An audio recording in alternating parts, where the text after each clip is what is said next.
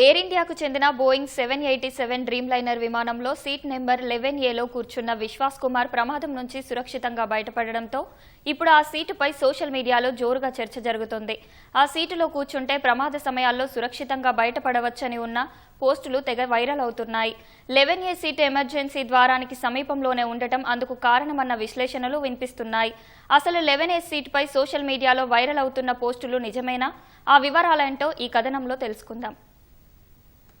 అహ్మదాబాద్ లో జరిగిన ఘోర విమాన ప్రమాదంలో ప్రయాణికులు, సిబ్బంది మొత్తం చనిపోగా విశ్వాస్ కుమార్ అనే బ్రిటిష్ పౌరుడు మాత్రమే ప్రాణాలతో బయటపడ్డాడు. విమానంలో సీట్ నెంబర్ 11ఏలో కూర్చున్న ఆయన ప్రాణాలతో బయటపడ్డం అద్భుతంగానే భావిస్తున్నారు. అయితే ఆ సీటు అత్యవసర ద్వారానికి దగ్గరలో ఉండడంతో సురక్షితంగా బయటపడ్డారని సోషల్ మీడియాలో కొన్ని పోస్టులు వైరల్ అవుతున్నాయి. సాధారణంగా బోయింగ్ 787-8 విమానాల్లో మొదటి వరుసలో ఉన్న 6 సీట్లలో 11A ఉంటుంది.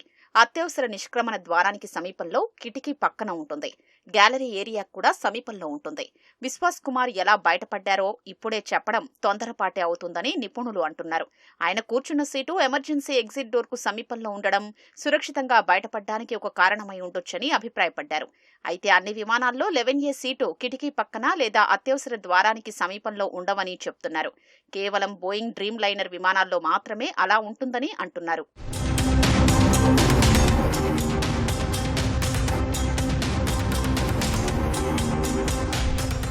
కూర్చున్న సీటు ఆధారంగా బతికే అవకాశాల్ని చెప్పలేమని మరికొందరు నిపుణులు చెప్తున్నారు. ఒక ఘటనలో జరిగినట్లు మరొక దానిలో కూడా జరుగుతుందని ఊహించడం మూర్ఖత్వమేనని అంటున్నారు. విమాన అంతర్గత నిర్మాణం మోడల్, క్యారియర్ను బట్టి మారుతుందని తెలిపారు. అత్యవసర ద్వారానికి సమీపంలో కూర్చున్నా బయటకొస్తామనే గ్యారంటీ లేదని చెప్తున్నారు. ప్రమాదం తర్వాత కొన్ని సందర్భాల్లో అత్యవసర ద్వారాలు జామ్ అయిపోయి తెరుచుకోకపోవచ్చని అంటున్నారు.